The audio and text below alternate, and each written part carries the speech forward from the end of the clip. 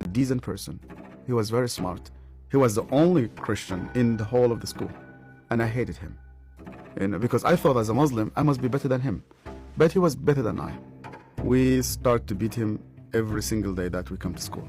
And we agreed on that night, we need to kill him. It was dark, it was cold, and we went ahead of him. And we were 5 of us. We climbed a tree and we waited there. And from far away, we saw that a torch coming. And the light became bigger and bigger as it approaches us. And the minute that he just went under the tree, we jumped at him. He was crying, he was screaming, he was shouting. We broke his arm, we broke his leg. He started to bleed. And because he started to scream and begging for help, I put my hand in his mouth so that no noise will come out of it.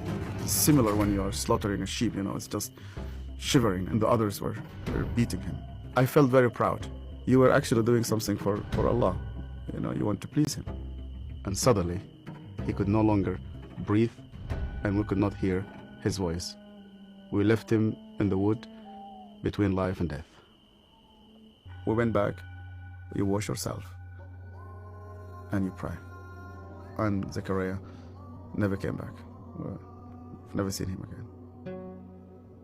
I was born and raised up in a very, very fanatic Muslim family. When I was a child, my father brought me to a Quran school. I was only 8 years old, and my father just dropped me there. They shaved my head, we sat in a circle. The Shaykh sat in the middle of the circle, and he has a very long whip. I was forced to memorize the Quran. Every mistake that you do, this whip will just come right in the middle of your head. You're not allowed to cry, because in our culture they tell you men never cry. I was crying every single night. And they told me, you belong to the Islamic Ummah, and that's why you fight for it, you stay loyal to it. I started to hate people, to hate everybody who's not a Muslim. And I especially used to hate the Jews. So I was preparing myself to go and fight for Allah in the jihad. But every night I went to bed, and when we put the light off, I did not know what will happen with me if I die. My cousin was severely sick, and the doctors, they said he's going to die. They gave him only a couple of days. And one day came 2 people. They were Coptic Christians. And one of them wanted to greet me, and then I saw he had a cross. And then I pulled my hand back. I said, well, I'm not going to touch a hand with a cross. And then he said to me, we hear that this child is sick. We would like to pray for him. And only out of politeness, I told them, okay. And they started to speak to God like a person that he speaks to his friend. They said, God, please heal this child. The minute that they said, Amen, this child opened his eyes for the first time in 4 weeks. He started to move his hands. He started to speak. He sat down in his bed and he started to walk. And one of those 2 persons who prayed sat down with me, and he said to me, you know what? The real miracle is that God wants to change your heart. Do you believe that Yeshua is alive? And I told him, yeah. Because according to the Islamic tradition, God took him to heaven, and he's alive, and he will come back one day. And he said to me, because he's alive, you can speak to him. That changed my entire life. And when I started to read the scripture, nobody needed to convince me to love the Jewish people. The only way for Muslims to start to love the Jews is when they meet Yeshua. I loved my family, I loved my father, I loved my mother, and I loved my community. And when I decided to follow Yeshua, my grandfather and my father said to me, you are no longer one of us. They made a funeral. They invited friends and family. They brought a coffin to the cemetery, and they said, our son is dead. To be declared dead with no family. I said to God, where are you?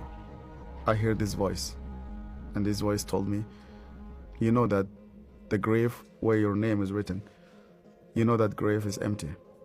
And guess what? My grave is also empty. I went to Egypt for the first time after many years, and I was in a pastoral conference.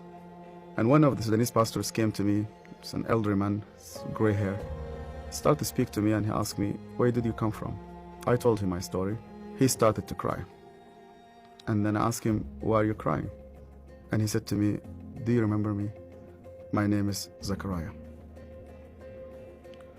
And suddenly, I remembered him. The last time I saw him, it was in that dark night. I could hear suddenly the way that he was screaming, even though that was 25 years. Suddenly I started to see his broken arm and broken legs. I started to see the scars, which I caused him. I started to be full of shame. I was a bad person, yeah. I was terrible. So Zachariah looked me straight into the eye again and he said to me, Yasser, because you hated me so much, I was always praying for you. He opened his Bible, and the minute he opened his Bible, I saw that my name was written in the first page. I hated him. He prayed for me. On that day, God confronted me. He said to me, even before you start to think about me, I was thinking about you. To love those who hate you, you need someone whose name is Yeshua.